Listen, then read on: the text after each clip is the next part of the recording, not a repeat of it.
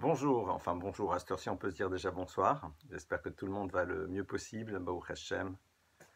Alors, on continue toujours donc notre étude de Pierre Cavotte, d'accord? N'est-ce pas? On est toujours en train de travailler ensemble sur ce texte des Pierre Cavotte.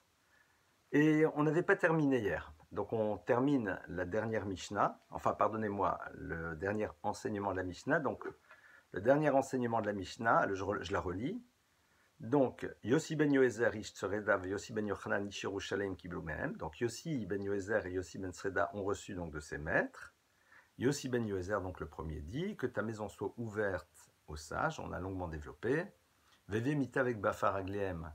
Et littéralement, colle-toi à la poussière de leurs pieds. On a vu que c'était en effet être dans une démarche d'observation des modèles de fonctionnement des Chachamim pour à partir de l'observation que l'on va avoir de leur manière d'être, pouvoir nous inspirer et pouvoir apprendre. Et il faut savoir qu'en effet, un Talmid Chacham, eh bien, de manière générale, chacun de ces mouvements, c'est quelque chose qui est sous-tendu par une réflexion. Alors, les gens souvent disent, oui, mais elle est où la spontanéité? Même si spontanément il a envie, pardonnez-moi, de faire quelque chose, ça passe toujours à travers le prisme d'une réflexion. D'accord? Et ça, c'est quelque chose qu'on peut apprendre et c'est très intéressant d'ailleurs. Juste, je ne l'ai peut-être pas dit hier, mais lorsque vous passez un diplôme pour avoir le droit de vous appeler Rav, même si aujourd'hui, bon, mais tout le monde est très bien, il y a beaucoup de gens qui ont le titre de Rav, c'est tous des gens super bien, mais officiellement, Rav, c'est quelqu'un qui a passé une smicha, qui a passé un diplôme dans lequel on vérifie ses connaissances. Et de manière générale, la smicha par excellence, c'est lorsque vous avez fait aussi ce que l'on appelle shimush. Shimush, c'est-à-dire quand vous avez été près d'un maître et que vous êtes resté à ses côtés pendant quelques mois, voire pendant un an, en venant tous les jours et en le voyant comment il reçoit les gens, comment il répond aux questions, et pour pouvoir comprendre comment ça fonctionne et pas juste quelque chose de purement intellectuel. Moi, je me rappelle, un de mes maîtres, un jour, quelqu'un lui avait posé une question, il avait répondu A, et puis après, quelqu'un d'autre, un jour, lui avait posé la même question, il avait répondu, on va dire, A'. Et quand vous lui posez la question, eh bien, il répond, il dit, ben justement, c'est ça que tu dois apprendre. C'est-à-dire que tu dois apprendre quels sont les éléments qui font que suivant les cas, on ne répondra pas la même chose aux gens, parce que chaque personne est une personne particulière.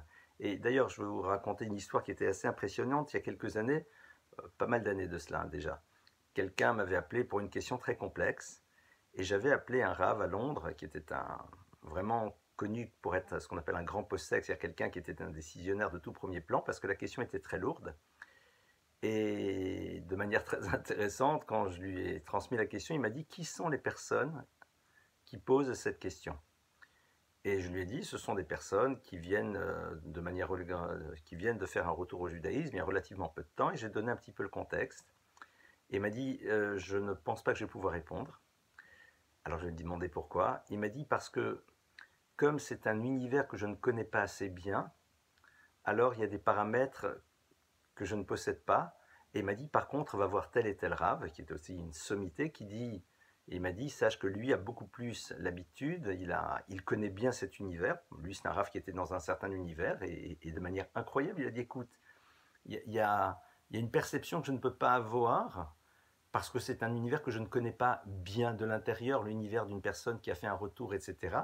Donc, comme ici c'est une question sur laquelle il y a plusieurs manières de répondre, je préfère que tu t'adresses à un RAF qui connaît bien cet univers et qui va pouvoir intégrer toutes les données de cet univers pour pouvoir donner une réponse adéquate. D'ailleurs, c'est ce que l'on a l'habitude de dire. Vous savez que dans le Code de loi juive, eh bien, il y a 4 grandes parties, ce qu'on appelle le Shulchan Aruch, d'accord? Le Shulchan Aruch, il y a 4 grandes parties. Et parfois, on est près de son maître et on lui dit, c'est marqué où ça? Et il dit, ça c'est marqué dans le 5e, dans le 5e volume. C'est-à-dire dans celui justement que tu ne connais pas, c'est celui qui se transmet de par la proximité que l'on va avoir avec un maître. C'est ce que l'on appelle Shimush Talmidei Chachamim. Donc cette notion-là de Mitavek Bafar Aglem, c'est aussi donc dans évidemment le monde de la halacha, être proche et véritablement voir comment il fonctionne et bien percevoir toutes sortes de subtilités dans la manière de gérer certaines situations et dans lesquels on se rend bien compte qu'ils incluent beaucoup de paramètres et que le propre des maîtres, justement, qui sont confrontés à des questions, c'est d'avoir le maximum de paramètres pour pouvoir donner une réponse qui va intégrer tous les paramètres et ne pas juste dire voilà, ben non, c'est permis, non, c'est interdit. Et c'est ça qui est passionnant d'ailleurs dans l'univers de la halakha, c'est cette capacité et cette ouverture que la halakha nous donne, dans un certain cadre évidemment, de savoir mettre en place certains paramètres. Ça, c'est donc la suite de Mita avec Bafaragleem, mais Heveshote Batsama Divrem. Ça, on ne l'a pas développé hier. On dit et boit avec avidité leurs paroles. Alors, pourquoi est-ce qu'on utilise cette notion de shote betsama? Shote boit. Pourquoi d'abord cette notion de boire? Et c'est quoi cette notion de tsama? Tsama, c'est-à-dire de quelqu'un qui est tsamé, c'est quelqu'un qui est assoiffé. Je vous ai dit, je pense, une fois dans un cours, je ne sais pas si c'était le cours de Pirkei Avot ou ailleurs, que la Torah, entre autres, était comparée à l'eau. Et il y a plusieurs raisons pour lesquelles la Torah était comparée à l'eau. Et une des raisons, c'est parce que l'eau est quelque chose que l'on ne boit que si on a soif. Si vous n'avez pas soif, vous ne boirez pas d'eau. Vous pourrez boire un jus d'orange, vous pourrez boire un whisky, vous pourrez boire ce que vous voulez. Ça a du goût, c'est bon. Mais vous n'avez pas soif, de l'eau vous ne boirez pas. Et Veshote Batsama, le fait que l'on nous dit bois avec avidité, avec comme si tu étais assoiffé, comme quelqu'un qui est assoiffé d'ivrem leurs paroles, c'est pour montrer qu'au fond, ce qui va nous permettre d'intégrer réellement un enseignement et un savoir, c'est le désir profond que l'on a d'accéder à ce savoir. C'est-à-dire que c'est ce désir qui va être un élément capital pour pouvoir réussir à comprendre, à intégrer et surtout s'approprier par la suite un savoir. D'ailleurs, vous savez, c'est Choté, c'est quoi l'univers de Choté? C'est quoi celui qui boit? Quand vous êtes face à un besoin de boire ou un besoin de manger.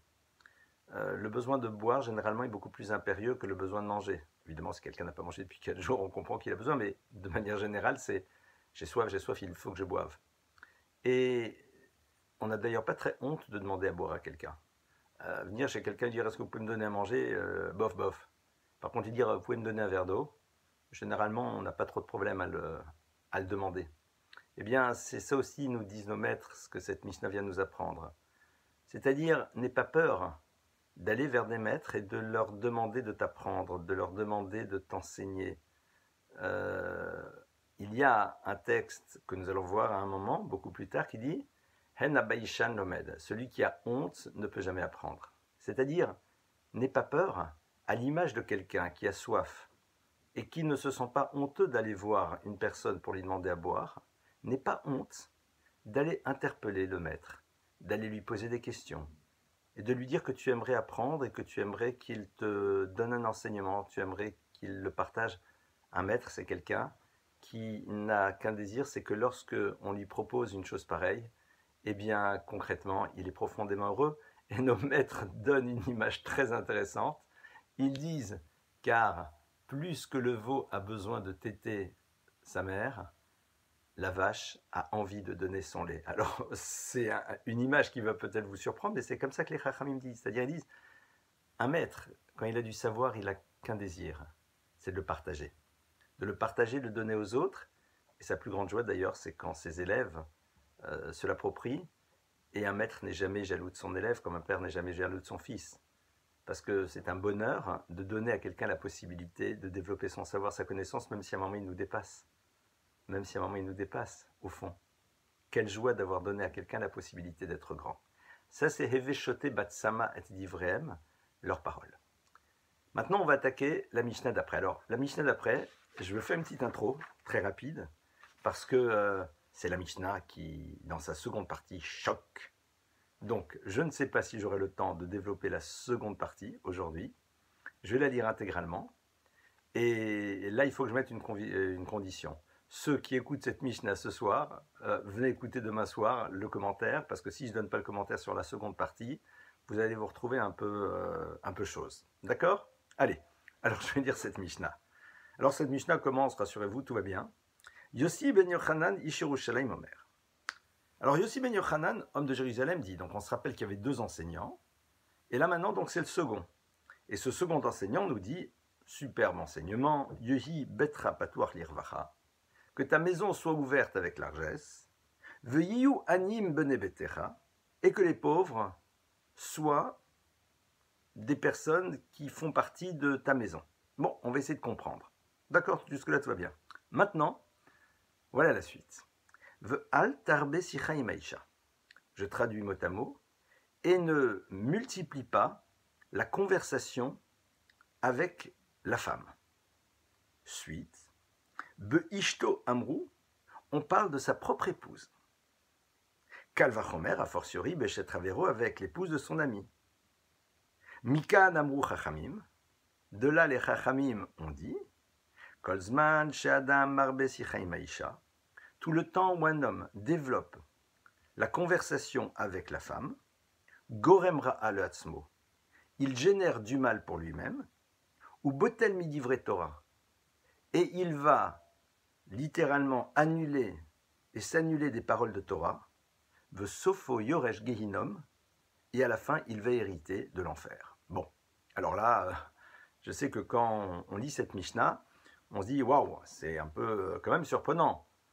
Qu'à la limite, on nous dise, attention, parle pas trop à la femme de ton copain, c'est totalement entendable. Mais Beishto, avec son épouse, et puis on nous dit, attention, c'est la catastrophe, tu génères des choses négatives pour toi, tu auras plus de Torah et tu iras en enfer. Voilà, point barre. Ah. Alors, c'est ce que j'ai envie de faire, regardez. Je vais commencer par expliquer la seconde partie. D'accord ? Même si ce n'est pas trop l'habitude, mais comme je ne suis pas sûr que tout le monde demain sera peut-être là pour réécouter, même si je l'espère très fortement, on va commencer par la seconde partie, on va reprendre la première par la suite. D'accord ? Allez. Donc, al tarbe sicha imaisha. Alors vous savez que, comme dans tout texte, ce qui est important, c'est d'analyser les mots qui sont utilisés. Quels sont les mots que le texte utilise ici ? Il nous parle donc de ribouille. Ribouille, c'est-à-dire de quelque chose de rave, de beaucoup, d'accord ? Ribouille. Ribouille, c'est une multiplicité. Et surtout, il nous parle de sicha. Sicha. C'est quoi sicha ? Eh bien, nos maîtres nous expliquent et nous disent que sicha, c'est ce que j'appellerais une conversation entre guillemets légère. C'est-à-dire, il ne s'agit pas ici de dibour, d'une parole. Il n'y a pas marqué alt daber, ne parle pas. Il y a marqué al tarbe sicha. Ne développe pas cette notion de sicha avec la femme, avec ton épouse et a fortiori l'épouse de l'autre.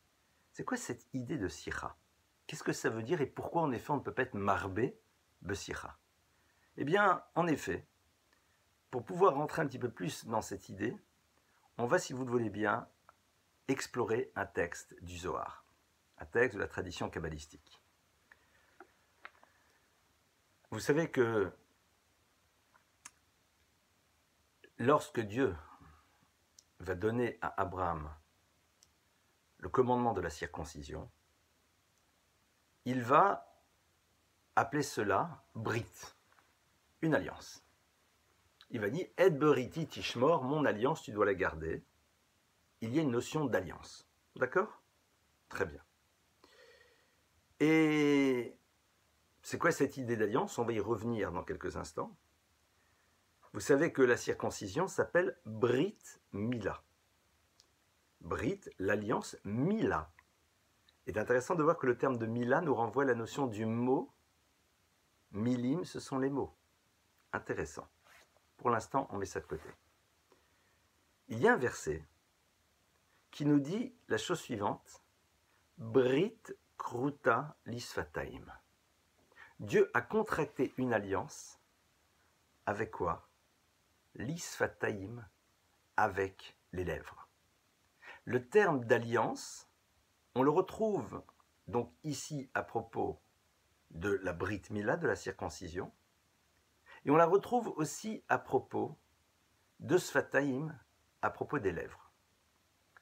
Rav Tatz, dans un de ses ouvrages, nous ouvre une perspective très intéressante, et évidemment c'est un enseignement de son maître, qui était un maître incroyable, Rav Moshe Shapira, et il explique la chose suivante. Il dit au fond, ce principe d'alliance qui existe aussi bien au niveau de la mila, la circoncision, qui au passage utilise le terme de mila, qui veut dire le mot. Et cette alliance qui se passe au niveau de la parole, c'est quoi une alliance? C'est quoi l'idée de l'alliance? Une alliance, c'est inscrire chez soi quelque chose qui nous permet d'avoir conscience en permanence de l'engagement que l'on a vis-à-vis de quelqu'un. C'est ça une alliance. Brit, une alliance. Une fois qu'il y a alliance, eh bien, ça y est. À chaque moment, nous devons vivre en conscience que nous avons contracté une alliance avec quelqu'un et donc agir fonction de cette alliance. Et Rav Tatz de faire remarquer la chose suivante et de dire quel rapport existe-t-il entre l'organe reproducteur masculin et la bouche? C'est que les deux sont des organes fécondants. Les deux sont des organes fécondants. Avec l'organe reproducteur masculin, c'est un organe fécondant. Et la bouche, lorsqu'un mot s'exprime, eh bien, il y a quelque chose qui est du domaine aussi de fécondant. On fait exister quelque chose dans l'univers qui est là et qui s'est installé. Car en effet, rappelons-nous que le propre de l'humain, c'est quoi? Le propre de l'humain, c'est d'être doté d'une parole qui exprime sa conscience. Et nos maîtres nous disent que chaque mot que l'on prononce est un mot qui laisse une trace, qui a un impact dans l'univers. Et que, évidemment, l'idée de parler pour ne rien dire, bien pour la Torah est dramatique.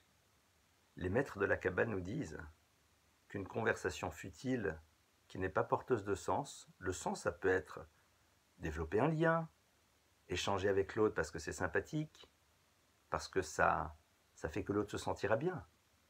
Il dit, eh bien, parler pour ne rien dire, juste comme ça, la conversation du café du commerce, il dit c'est comme disperser de la matière séminale en vain. C'est un monde des possibles que l'on détruit. Brit Krutalisataim, Dieu a contracté une alliance avec la bouche. Ça veut dire quoi?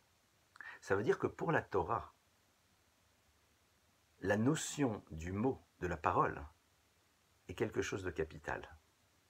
Sira, c'est justement cette conversation. J'ai utilisé le terme légère, j'aime pas parce que ça peut être entendu de manière très péjorative. Mais une conversation, voilà, de tout et de rien. On nous dit altarbé. Ça ne veut pas dire que tu n'en as pas. Altarbé, ne la développe pas. Pourquoi? Parce que tout simplement, en tant qu'homme, eh bien, si tu rentres là-dedans, tu vas t'éloigner de l'essentiel, ce qui n'est pas le cas de la femme. Ce qui n'est pas le cas de la femme. Les chachamim savent pertinemment qu'une femme peut être en train de discuter, je ne parle pas évidemment chas v'shalom, qu'à Dieu ne plaise, de médisance, de cancanerie et autres, mais une femme peut être juste comme ça en train de discuter, ça la nourrit avec ses copines, mais elle n'a aucun problème après à se recentrer sur des choses fondamentales, et être profonde, et plein de choses. Regardez les hommes qui sont dans ces petites conversations, il n'y a rien de construit à l'intérieur d'eux. Ils sont là sans arrêt en train de discuter, ouais, t'as vu, t'es au courant, etc., etc. Explorez-les. Il n'y a pas d'intériorité. Il n'y a pas de profondeur. Il n'y a pas grand-chose. C'est pour ça qu'on nous dit attention. La sikha, bien sûr, doit exister avec ton épouse. Échanger sur ces petits... Je ne parle pas de tout ce qui a trait à la gestion du quotidien. Je ne parle pas de... Évidemment que ça, c'est autre chose. Non, voilà, des conversations un peu légères. Eh bien, on dit altarbé. Parce que pour toi, c'est pas bon. Pour toi, c'est pas bon. Parce que tout simplement, c'est une manière de t'enfuir et de ne pas aller te confronter à quelque chose dont tu as besoin profondément en tant qu'homme pour te construire, c'est-à-dire d'aller à l'étude. Les femmes, disent nos maîtres, peuvent étudier, doivent étudier. Mais la relation qu'elles ont au spirituel, si tant est qu'elles l'ont préservée et qu'on le leur a appris, eh bien, n'a pas besoin autant que les hommes de l'étude. Regardez d'ailleurs une femme juive qui a grandi dans un univers dans lequel on lui a appris à développer sa relation à Dieu. Elle peut faire, et souvent c'est ce qui se passe, des études extrêmement brillantes dans plein de domaines, faire de la recherche fondamentale et tout. Elle va aller écouter des cours, évidemment de temps à autre, mais n'a pas besoin d'étudier la Torah comme un homme pour pouvoir être dans quelque chose de profond et d'authentique. Un homme qui n'étudie pas la Torah est à côté de son histoire. Il n'y aura pas de profondeur, il n'y aura pas d'authenticité, et il passera à côté de sa vie. Et évidemment, les Chachamim disent, Beishto, déjà avec ton épouse. Parce que si tu es sans arrêt en train de discuter de ce qui se passe chez Pierre, Paul et Jacques, et les soldes et les trucs et les machins, ben, ça veut dire qu'en vérité, il n'y a pas grand-chose d'autre dans ta vie. Et toi, en tant qu'homme, c'est super embêtant. Parce que si tu ne te confrontes pas à l'étude, eh bien, tu ne grandiras pas, ce qui ne sera pas le cas de ton épouse. Évidemment, la Mishnah te dit, Bechet Ravero, avec l'épouse de son ami, a fortiori. Parce que la conversation comme ça, légère, avec l'épouse de l'autre, no comment. 3 petits points. On en connaît le danger, évidemment. Et c'est ce que cette Mishnah vient nous apprendre. Cette Mishnah ici est en train de nous apprendre la nécessité, en effet, de bien réfléchir à ces notions-là. Rappelons-nous, Sikha, il s'agit de cette notion de Sikha, c'est-à-dire d'une conversation que l'on se doit d'avoir avec son épouse, évidemment. Il n'y a pas marqué du tout dans la Mishnah, n'en est pas altarbé. Parce que si tu es marbé, ça veut dire que tu rentres dans un système. Vous savez, pardonnez-moi de le traduire de cette manière, vous savez, c'est comme ces personnes qui sont là en train de regarder sans arrêt des séries télé, quoi. C'est pas avec son épouse, mais c'est le même principe. Qu'est-ce que tu fais là? Qu'est-ce que tu fais devant cette série? En tant qu'homme, qu'est-ce que tu fais? Tu mets de côté ce qui te permet vraiment de te construire, de te transmettre et de faire exister les choses. L'échange avec son épouse, évidemment, se doit d'être Rabbi Akiva Iger, qui était un maître parmi les maîtres. Eh bien, lorsque son épouse, malheureusement, a quitté ce monde, eh bien, quand il parle d'elle, il rapporte les heures et les heures et les heures d'échange qu'ils avaient la nuit dans tous les domaines, lorsque tout le monde dormait, et tous les sujets qu'ils abordaient ensemble, et tous ces sujets sur lesquels ils échangeaient, ils discutaient, évidemment. Ça c'est un dibour, ça c'est une amira, là on parle d'une sikha. Et rappelons-nous de manière plus générale, et donc on nous dit évidemment, à ce moment-là, il génère des choses négatives pour lui. Botel midivre Torah, les paroles de Torah, il les met de côté. Sofo yoresh geina, mais après c'est, allez, c'est terminé. Il passe à côté de son existence. Alors évidemment, cette Mishnah nous invite, non pas de ne pas converser avec nos épouses, loin s'en faut. Mais à savoir se dire, est-ce que parfois on n'est pas justement dans un échange qui nous permet d'occuper notre temps plutôt que d'aller vers une étude? Et je peux vous garantir, et là je m'adresse aux messieurs, qu'une épouse apprécie énormément lorsqu'elle voit que son mari va vers l'univers de l'étude, parce qu'elle se rend compte qu'il fait pénétrer dans son monde quelque chose qui l'élève, quelque chose qui le transforme, quelque chose qui va lui permettre de grandir et de faire grandir. Ça, c'est donc l'explication, entre autres, il y en a d'autres, mais c'est la première que je voulais vous donner sur la fin de cette Mishnah. On va reprendre le début maintenant, si vous le voulez bien, on a quelques minutes. Yehi betra patuach lirvacha. Que ta maison soit ouverte lirvacha. Lirvacha, c'est-à-dire de manière la plus large qui soit. Bon. Et que les pauvres fassent partie de ta maison. Alors ça veut dire quoi? Yehi betra patuach lirvacha, que ta maison soit ouverte lirvacha. De la manière la plus large. Eh bien, ça veut dire que tout simplement, à l'image d'Abraham, fais en telle sorte qu'il ne soit pas difficile d'accéder à chez toi. Traduit d'une manière différente.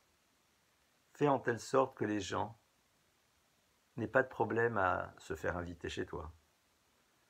Que pour toi, accueillir du monde fait partie d'une normalité. Et pour cela, bien sûr, il y a quelque chose à développer. Je vais vous raconter une histoire. Je ne sais pas si elle est vraie. Je pense qu'elle est vraie. Mais je ne sais pas si dans les détails tels que je la raconte, elle s'est passée de cette manière, mais elle est, à mon avis, vraie quand même. C'est l'histoire d'un rave qui un jour, il y a quelques bonnes années de cela, se retrouve en train de passer dans un petit village et puis quand il arrive là-bas, quelqu'un vient le voir et lui dit « Puis-je vous accueillir ?» Il lui remercie et la personne l'accueille. Et puis il se rend compte qu'il n'est pas le seul et que la personne n'a pas l'air d'être très riche, mais vraiment, ils accueillent leurs invités de manière incroyable. Il y a du monde, on essaie de les faire dormir, on leur donne à manger, c'est fabuleux. Il reste 2-3 jours et il repart et comme il a vu vraiment cette maison ouverte, alors il dit à la personne, écoute, je prie et je te bénis que Dieu te donne beaucoup de réussite dans tous les domaines. La bénédiction a marché. Et ce qui se passe, c'est que cet homme qui avait un petit commerce, que sais-je, eh bien, le business va de mieux en mieux. Et il devient de plus en plus riche. Quelques bonnes années après cette histoire, ce même rave se retrouve dans la même région et passe dans cette petite ville et se dit « Tiens, je vais voir à nouveau cette personne si gentille qui m'avait accueilli. » Et puis il va là-bas, il voit qu'il n'est pas là, alors il demande où est... Là, il s'appelait Yaakov, je ne sais pas trop quoi. On dit « Ah, Yaakov, le riche ?» Ah ben il habite là-bas dans la grande rue, vous savez, regardez, il y a un immeuble et tout, il y a même un laquais devant. Ah, bon. Il arrive là-bas, il voit une belle maison, et puis quelqu'un devant qui est là, et puis il sonne, et puis la personne lui ouvre et lui dit « Vous avez rendez-vous ?» Il lui dit « Non, juste, voilà, je voulais voir Yaakov. » Ah, écoutez, si on n'est pas rendez-vous, ça va être compliqué. Alors il lui dit « Bon, écoutez, si ça ne vous dérange pas, dites-lui juste que c'est... » et lui donne son nom. L'autre lui dit « Bon, ben écoutez, je veux bien, mais ok, je veux bien, je vais voir. » Il va chez Yaakov et lui dit, et Yaakov, en tant que c'était ce rave-là qui lui avait donné la bénédiction, il descend en courant, il l'accueille, vraiment, quelle joie, quel bonheur, nanana, il le fait rentrer. Et il rentre et il voit, grâce à Dieu, vraiment, belle maison. L'autre lui montre la maison, le salon, le truc, le machin, etc., etc. Et puis il s'assoit, il lui sert quelque chose à manger. Puis le rave le regarde, à un moment, lui dit « Dis-moi, il n'y a pas vraiment d'invité, là, j'ai pas remarqué d'invité chez toi. » Il dit « Oui, vous comprenez, les affaires sont les affaires, et c'est difficile, et le temps, et puis après, on ne sait jamais, les invités, vous comprenez. Hein, ah non, mais je fais la charité, hein, je continue, je fais de beaux dons, mais bon... Hein. » Le rave le regarde, lui dit « Ah, c'est intéressant, je comprends. Je comprends. » Et lui dit « Dis-moi, est-ce que tu peux m'accompagner dans le salon que tu m'as montré au tout début ?» Il dit « Avec plaisir, Rave. » Et il l'accompagne et le Rave lui dit « Viens avec moi à côté de la fenêtre. » Alors il vient près de la fenêtre et le Rave lui dit « Dis-moi, que vois-tu à travers la vitre ?» Yaakov dit « Je vois... Sarah la boulangère, Abraham le ferblantier, enfin il cite 4-5 personnes qui se passent dans la rue à ce moment-là. » Il dit « Ah, c'est intéressant. D'accord. » Bon, l'autre un peu surpris. Et le Rav l'amène et lui dit « Dis-moi, là dans le coin, tu m'as montré un très très beau miroir. » Il dit « Ah oui, toi, complètement, c'est un miroir, j'ai fait venir d'Italie, il est très beau et tout. » Alors le Rav le prend avec lui et le met devant le miroir et lui dit « Dis-moi, Yaakov, qu'est-ce que tu vois dans le miroir ?» Il dit « Je me vois moi. » Le Rav lui dit « Yaakov, dis-moi, en quoi est fait le miroir ?» Et Yaakov, très fier de son connaissance, dit « Non, le miroir, c'est une vitre, c'est du verre, mais derrière lequel on a mis une fine pellicule d'argent. » Et le Rav de le regarder, de lui dire « Mon cher Yaakov, c'est très curieux. Quand derrière la vitre, il n'y a pas de pellicule d'argent, tu vois ceux qui sont à l'extérieur. Et quand tu mets derrière la pellicule d'argent, eh bien malheureusement, tu ne vois plus que toi-même. » La fin de l'histoire nous dit qu'évidemment, Yaakov a parfaitement compris la leçon. Betra patuach lirvacha, que ta maison soit ouverte avec largesse. Évidemment, On a aujourd'hui tout ce problème, on ne connaît pas, on ne sait pas qui, on ne sait pas comment, etc., etc. C'est vrai. C'est vrai. Mais néanmoins, faisons de telle sorte que pour les gens, nous demander au moins un service soit quelque chose qui pour eux soit dans le domaine du possible. Baïd patoir l'irvacha, dans l'absolu, eh bien, c'est savoir que les gens peuvent venir chez nous. Je me rappelle, quand on était à la yeshiva, eh bien, il y avait un principe, c'est que quand on voyait quelqu'un vendredi soir qui débarquait à la synagogue, alors il y avait un ou deux responsables, d'accord, qui allaient saluer, tout le monde le saluait, puis qui lui demandait est-ce qu'on peut vous inviter? Où est-ce que vous passez Shabbat? Et évidemment, avant même de l'avoir vu, cette personne, on savait, parce qu'on avait demandé à X, Y, Z, tu peux inviter, tu peux inviter, tu peux inviter. Évidemment, il y a toujours 4, 5, 6 personnes qui disent oui, je peux inviter. Voire même mieux. On disait à quelqu'un, tu peux inviter, tiens, va le voir et invite-le. Et la personne venait le voir, lui dit Shabbat Shalom, est-ce qu'on peut vous inviter? Ça nous ferait très plaisir, etc. etc. Baïd Patour Lirvacha, c'est créer un état d'esprit de ce type. C'est très important pour nos enfants de voir qu'en effet, une maison doit être ouverte. Une maison, c'est un lieu ouvert à l'image d'Abraham, avec cette fameuse tente qui était ouverte sur ses 4 côtés, pour faciliter l'accès. Voilà le développement de cette première partie de la Mishnah. Il manque encore la seconde de Yuanim Bene Betecha, que les pauvres fassent partie de ta maison. On en parlera Bezrat Hashem demain soir. En tout état de cause, voilà une Mishnah passionnante que nous avons essayé de développer ensemble ce soir, de comprendre ensemble. Je nous souhaite une excellente nuit, une très très bonne santé pour tout le monde, Bezrat Hashem. Je nous souhaite de pouvoir intégrer ces enseignements dans notre quotidien. Bezrat Hashem, donc demain matin à 10h, le shiur sur le bitachon, sur la notion de confiance. À 12h30, Bezrat Hashem, le shiur sur le travail sur soi. On est toujours dans cette notion d'apprendre à donner. Et Bezrat Hashem, demain soir, on continuera donc cette Mishnah qu'on complétera et on sera encore prêt à attaquer une Mishnah suivante. Je vous remercie pour votre écoute. Si certaines personnes ont éventuellement des questions, alors je vous envoie mes coordonnées téléphoniques. Mes coordonnées téléphoniques, c'est 06 12 36 24 04. Alors je ne pourrais pas répondre au téléphone. 06 12 36 24 04. Mais si vous avez envie éventuellement de me poser une question, si je n'ai pas été suffisamment clair ou s'il y a quelque chose qui a été difficile à comprendre, n'hésitez surtout pas à le faire. Laïla Tova tout le monde, de très très bonnes nouvelles, une refouach lema pour tous les malades, qu'on ait de très très bonnes nouvelles les uns des autres, Bezrat Hashem, Amen, Amen. Amen, amen, merci Rav.